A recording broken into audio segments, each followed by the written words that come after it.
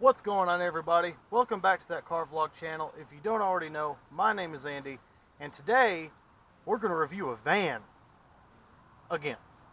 That van being the newest addition to our family, a 2015 Chrysler Town Country Limited, the almost top of the line model for 2015. Why do I say almost? Because up until 2014 the Limited was the top of the line trim of this van, but in 2015 Chrysler introduced the Limited Platinum with 3 upgrades over this Limited trim, which was upgraded alloy wheels, upgraded interior trim, and a 9-speaker 506 watt surround sound stereo system, which included a sub and amplifier. Under the hood of the 2015 Town & Country, we have standard a 3.6 liter V6 engine producing 283 horsepower and 260 pound-feet of torque. That's 23 horsepower over the 2015 Nissan Quest that we had. This is linked to a 6-speed automatic transmission, which is an absolute godsend since our previous van, that Nissan, had a CVT. On to exterior styling. If we start on the front at the nose here, we see these nice HID headlights, which were optional on the Limited trim at the time, but were standard on the Limited Platinum trim. Very nice, much brighter than your standard halogen, much better visibility. We have an upgraded front grille, much nicer than the standard Town & Country grille, with of course the Chrysler wing logo above that. Now on the bumper we have our fog lights down here and a nice classy chrome strip on the bottom. In fact, there are a lot of classy chrome touches on this vehicle. Now over here we have the nice chrome casing on the mirrors, as well as the chrome strip down the side that says Chrysler on it. Chrome door handles. A little bit of chrome on the foldable roof rack. Down here we have 17-inch alloy wheels. Come around back, once again a nice classy chrome strip on the bumper, as well as this chrome strip across the top that says Town & Country. An interesting touch, this shape actually somewhat continues into the taillight assembly and ends right here over the turn signal. We have nice LED tail and brake lights, nice and bright, great visibility. Passenger side, pretty much the same as the driver's side. Now this van did have factory running or step boards on it that I actually removed today because we believe a previous owner curbed them and bent the running board's plastic a little bit, and it was actually causing this part of the door to snag on it and not want to close. Those running boards actually stuck out maybe about 2 inches further than the wheels on either side, which is kind of understandable why they got curbed, really. Now if we look at the key, it's pretty much just your standard Chrysler and Dodge key. You got your panic up here, unlock, lock, and you got your buttons for your power liftgate, sliding doors, and remote starter. That's right.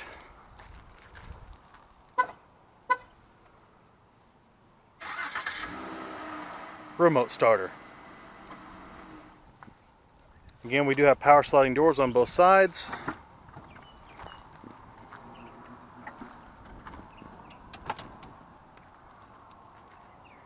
And a power lift gate. Wonderful features to have, especially since this van is used for lift driving.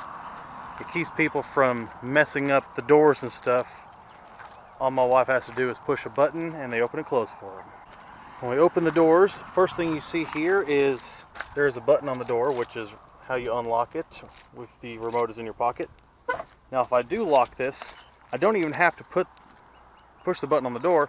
Really all I have to do is walk up to the van, key is in my pocket, and with my hand on the handle it'll unlock the doors, which is pretty handy. Now opening up here, very nice classy interior. The door panels are a nice two-tone brown, light here, dark up here. A nice classic wood grain, most likely simulated, but wood grain strip on the doors with chrome accents. That feature continues in here on the dash. Right over here where the key is inserted, continues all the way across over to the passenger door. And there's even some on the rear sliding doors, which I believe is a much better looking trim than what was in the Nissan. The Nissan's was much cheaper looking, and I think they went a little too far with it.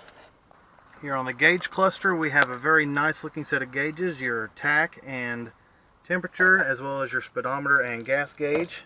Turn the key to the on position, things light up and start to look even nicer. Here we have a center information screen that lights up, as well as many of your warning lights down here and up here. Now here's something I find quite funny about this car. Some of these, I'm sure, were equipped with a start-stop button, much like our Nissan Quest had.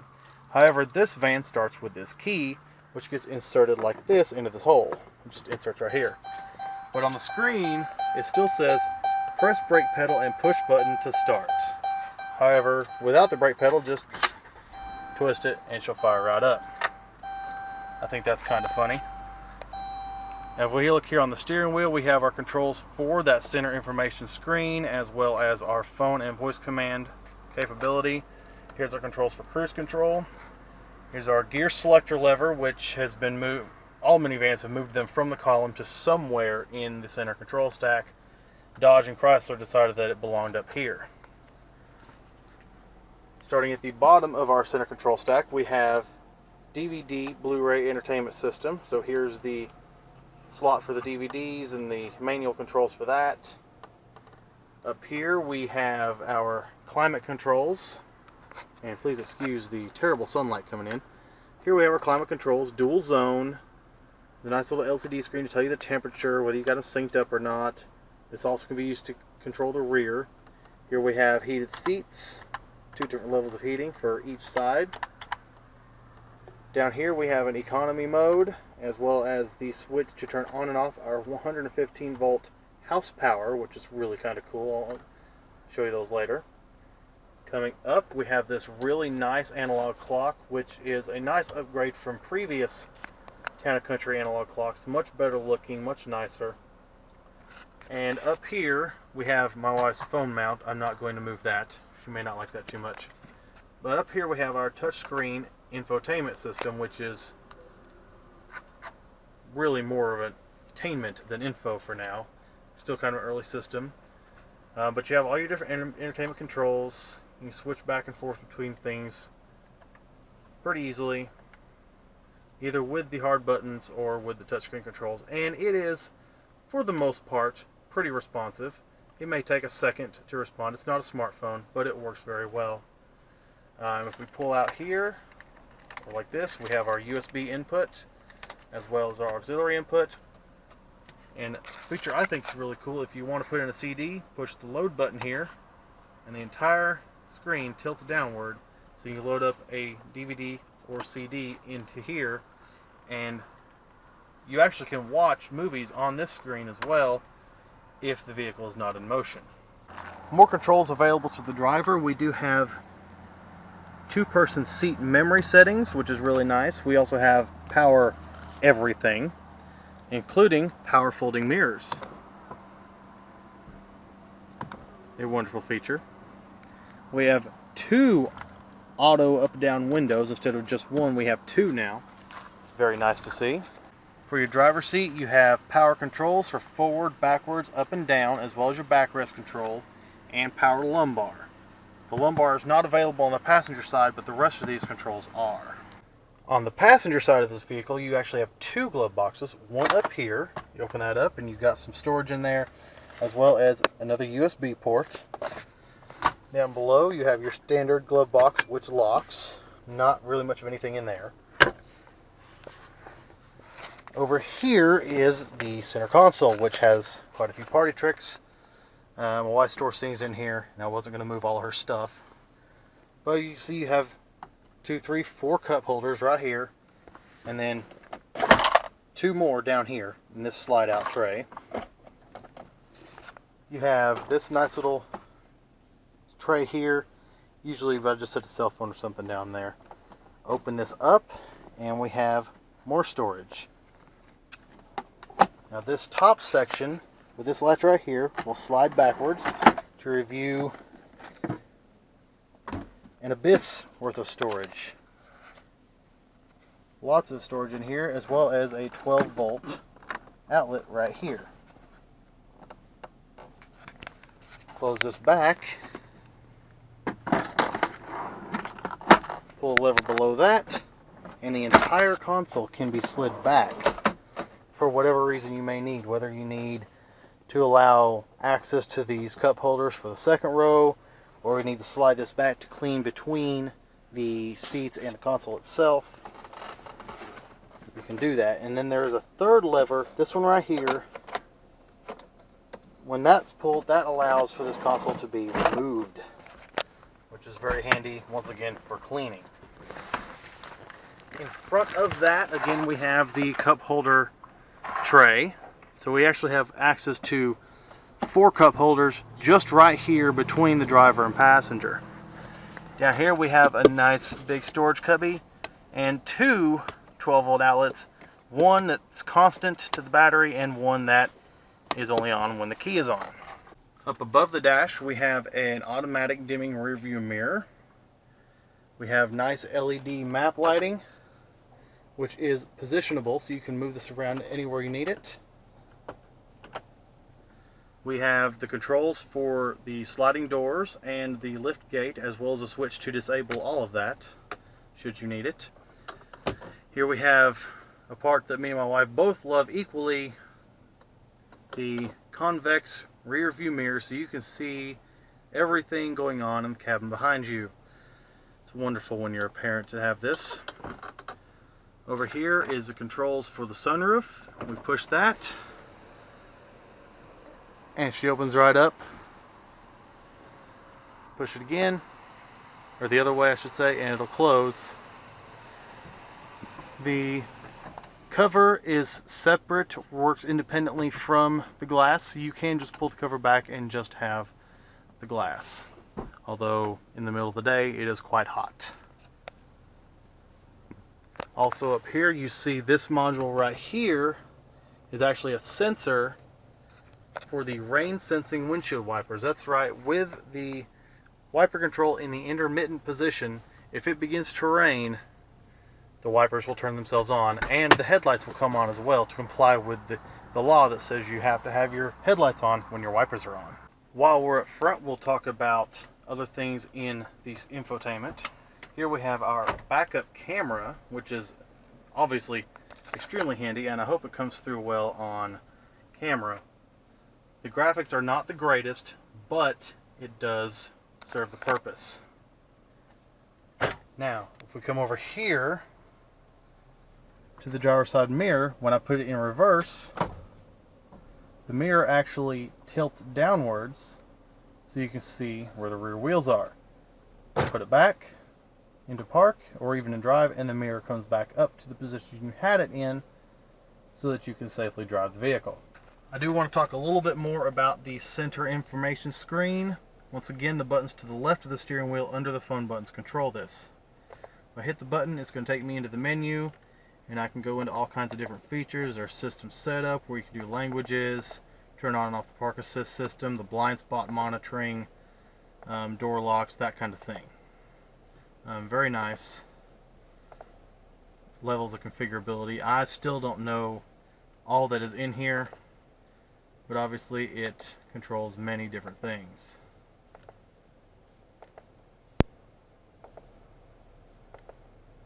Very nice.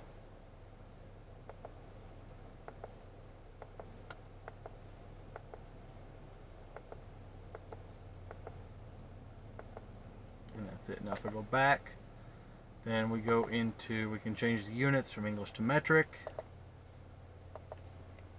We can see there's no messages of any type. Vehicle information, go in here, it's going to give you coolant temp, which is kind of cool. It's more detailed than Just looking at this little gauge, it'll tell you precisely where your coolant is at.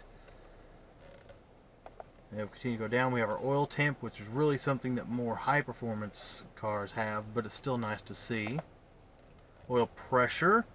Most cars today don't have an oil pressure gauge, so having this is nice. For some reason, if you want to look at your vehicle as a piece of farm equipment, you can even read the engine hours if you want. Go back. We have tire pressure monitoring system. They'll give me the tire pressure at all 4 wheels. Nice feature there. Trip info. You got your various trip odometers as well as runtime. Vehicle speed is just what it sounds like. You can have both your analog and your digital speed, or if you want, you can read miles per hour over here and kilometers over here. Go back.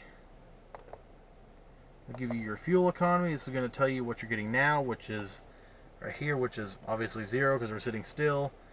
Your average economy, which you can see, my wife does a nice healthy mix of in-town and highway driving, and so 19 to the gallon in a minivan with a V6 engine, pretty good. And of course it also gives you how far you've got to go on what's left in the tank. Not sure, but I think that's it for that. And then if I want, I can just turn the menu off. And now there's no more distracting messages and stuff. All you got is your overall vehicle mileage, your exterior temperature, and your compass. And now checking out the second row.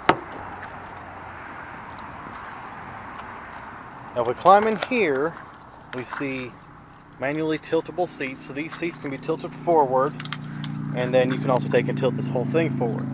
Now this van does not have the full stow and go seating where these seats fold up and into the floor. However, it does have in-floor storage. First thing we gotta do is go up front and move this seat forward, way back. Here we have the panel. Now I've already pulled the floor mat up off the floor, and you can see we have these little nubs here that snap into these holes and keeps the floor mat from moving around. Again, the wife is a Lyft driver. It's kind of high traffic in here, and so having that makes the floor mats not slide around. Very nice to have. Now when we open this up, the entire floor lifts up. We have a nice good amount of storage in here. Here's our son's booster seat. Storage goes all the way over to the other side. Decent amount of storage in here. Even have the glowing safety latch just in case you want to kidnap someone tiny and they can get out, and since they're still inside the car they can be stuffed back in here. Anyway, it's regulation. Close that back down. You see we have this lever here. If we leave it in the inward position, this entire panel lifts up, or you can pull it to the outer position so that just half of the panel can open, which is very handy when the seat is all the way back. If you just need to get in here real quick, you can. Here in the second row, you can see we have our climate controls. We also have screens and a remote that just fell on the floor.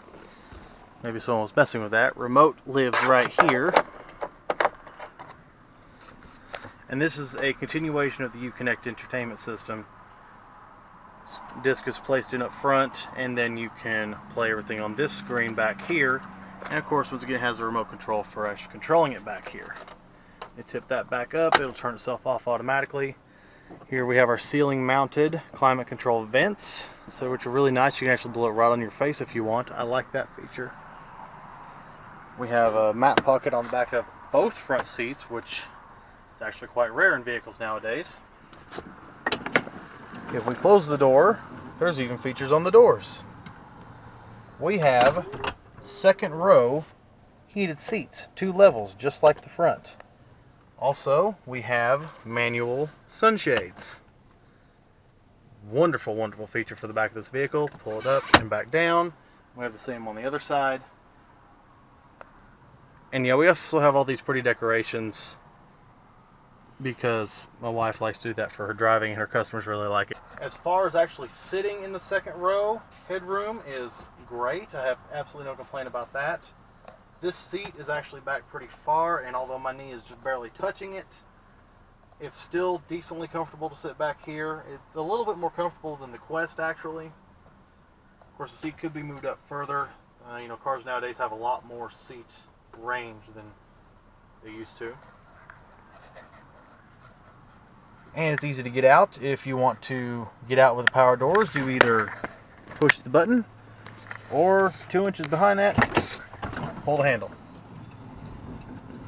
And now we access the third row of the Town & Country. To do that, this second row seat folds down. Now, if you're feeling adventurous, or if they're kids, they can climb through the center. But if you need to get in from the side, all we do is we take this lever, it tilts the seat back. This lever tilts the entire unit forward, and we can get in. And now the second row seats are in their upright position. Now, in this position, there is a strap that lives right here that I believe hooks to this grab handle and will keep these seats from falling back into place. That way, if you need to extend your load floor to here when you've got the rear seats down, you can safely do so. Now we'll climb in the back. Not actually the hardest task. Now I'll come on over here. And I gotta say, this is probably the absolute greatest third row I've ever sat in. I've got a decent amount of knee room. I've got still great headroom. Once again, we have the same ceiling mounted climate control vents. You can blow it on your face if you want. We have a second entertainment screen, or rather third, in the back. So both rows can have their own screen. Now all three rows rather have the positionable interior dome lighting, LED of course. And just like the second row, the third row has the sunshades. That's a really nice feature. Now third row has a little bit of storage in it. We have a couple of small little trays. We have a cup holder here. Over here we have a dual cup holder and a small little tray. Behind my head is the seat belt for the center seat on the third row, which is not showing up well on camera, but it lives up here. That way it isn't in the way when you're trying to do things like fold the seats down. Opening the rear of the vehicle, here we have our controls for the power rear seats. Wow, I'm just not getting any light on camera right now for some reason. But these are very simple to fold down. There we go, there they are. First and foremost, the only manual part of folding these rear seats, you must pull this strap and fold down the headrests. And then with this toggle in the middle on the end, you have right, you have left, or in the middle is both. Push the stow button.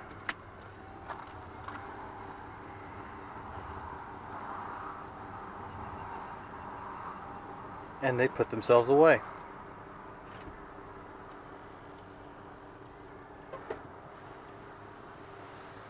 Sometimes they get a little bit spastic though. The way if I go here push normal, everything should go back into its place. Because sometimes they get a little spastic, you got to play with it. Nothing's perfect, but it is a nice feature to have, especially for those who have a hard time folding down seats. And then all you do is pull up the headrest manually, and you're good to go. You've got your storage for your jack over here. You got a few bag hooks, a few tie downs, and that's really about it in the rear hatch area. As you can see, there's actually, even with the seats up, a nice, fairly substantial amount of storage behind here. Nice deep place in the floor when the seats are in their upright position and not stowed. So, very versatile vehicle as it turns out. Push this button, and the door goes back down.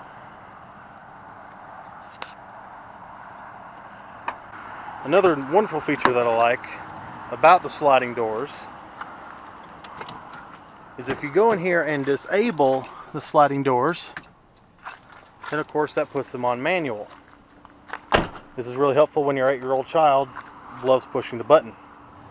But if we do close the door manually and it doesn't close all the way, it will still pull itself in soft close. I'll do that again. Bring it in, and it pulls itself in. So there's no way you can accidentally not shut these doors all the way. Very nice. Same with the lift gate. It is power. However, if I do close it manually and just touch it, it will pull itself in. So the van will always make sure the rear doors and the hatch are completely closed before you try to drive it. This van also has multiple media inputs in the rear as well. If I move the seatbelt out of the way, as you can see here, we have an HDMI input, your red, white, yellow AV jacks. We have another 12-volt outlet, 2 USB ports, and here is a 115 volt house power plug that I was talking about earlier that's turned on and off by a switch up front by the driver. So this thing also has a lot of versatility when it comes to entertainment and taking your kids on long road trips. Now that I've talked about the rear folding seat, the in-floor storing seat, and the center in-floor storage, now I can show another little caveat of this van that exists because of that. Right here, this plug is, if you pull this plug out, that's where you hook up your tool to lower the spare tire. Because there's all that in-floor storage in this vehicle, your spare tire lives right up under here, pretty much underneath the center console. So, not the most convenient place for a spare tire, but hey, in a world of modern cars where less and less of them have a spare tire, it's nice to have. And if you'll excuse my jumping around, sometimes I forget things. Underneath the passenger seat, we have another feature, which is the Uconnect web system. This vehicle comes with an internet modem that works in conjunction with the entertainment system. So if you decide to spend the money for the service, you can actually activate an internet hotspot in your Town and Country minivan. Kind of cool if you want to spend the money on it. At night, you can see here all the gauges light up really nicely. You've got the buttons on the steering wheel. You've got all the controls on the door. Down here in the center stack on the dash. Around the infotainment screen. Even on the switches on the back doors. Here on your rear climate controls on the overhead console, and here on the overhead console, both second and third row, we have the ambient lighting in this vehicle, just in this, again, cool blue color that Chrysler refers to as the halo lighting, and actually has its own separate control on the dash right there next to the headlight control. Very nice, very classy. There, as you can see, that overhead where the power door controls are as well. Just a really nice touch, adds to the class and luxurious experience. Alright, now let's talk about driving the Town and Country. Now first off, just look around, and as to be expected with a minivan, visibility is phenomenal. You can see everywhere, no problem, out the front, through the back, side windows, it's all perfectly good, which of course you should expect in a minivan. Now, I'm going to drop it into drive, and we'll take off. Now, as far as cars go, it's a minivan. It rides like a minivan, albeit probably a bit more comfortable than competitors, especially, I keep going back to the Nissan Quest, but it is the most recent van that we had, and even from a driving perspective, this thing is much better than that, in my opinion. For one, it doesn't have the high dash and belt line that the Quest had that made it just seem like you were driving something so much larger than a family minivan. You know, this, like I said, visibility in this thing is perfect. You feel like you're driving a reasonable vehicle. From a comfort standpoint, this is a reasonably comfortable vehicle to drive. We have the leather seats with the Alcantara insert, and you know, they are reasonably comfortable to sit in. Of course, being heated helps in the wintertime. We also have a heated steering wheel, which is especially helpful since this glossy wood grain part is likely to get cold in the winter. Very, very helpful. But as far as comfort goes, yeah, these seats are not bad. They're nice to sit in. You've got that nice upright van style seating position. Imagine that, you're in a van, which makes visibility great. There's really no problem driving this thing. It's not intimidating. It's a van, for crying out loud. We also have the various features that make this a little bit safer to drive. We have all the controls on the wheel for your phone and for your cruise control and whatnot. On the back of the steering wheel behind these here, we have stereo controls. Change your volume, your track, your media input, that kind of thing. But the controls over here are still close enough in reach that you're not trying to reach too far to use them, which is very nice. Again, it also has the Bluetooth phone system so that you can talk completely hands-free without even having a headset in, making this that much safer to drive. Very helpful since Tennessee just passed a law that says you can't be using your phone at all while you're driving. I'd have to look into that a little more to be sure, but I know for sure that you can't be holding it to your head or really holding your phone in your hand in any fashion while driving now. So this system just simply helps you comply with that. It helps you be safe. Wife loves it a lot. She synced both of our phones up to it. It's a very good system. When you're talking to people, they can hear you and you can hear them, obviously, because it comes through the stereo speakers. Very nice. The gauges, to look at the gauges and to use them, it's very nice. They're well laid out. They're very visible. All the information is right there in front of you. There's absolutely nothing you can't see. And, you know, they actually look good, too. Almost look like sports car gauges, but they're in a minivan. So it gives you a little bit of touch of sportiness, which, come on, don't we all want to have a little bit of fun even in the van? Now we're going to slow down for this turn, and we're going to see what 283 horsepower does.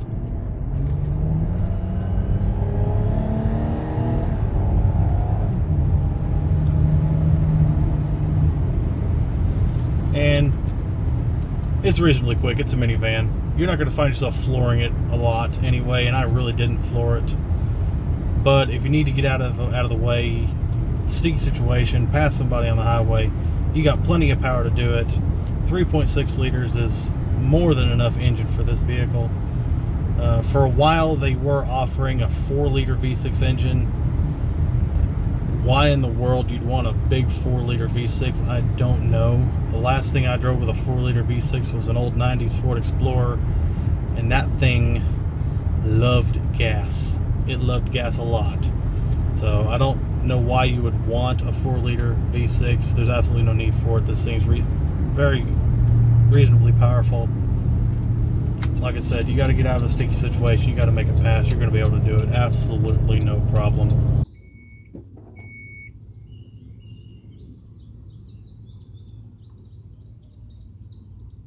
And there you have it. There's my full review of the 2015 Chrysler Town Country minivan.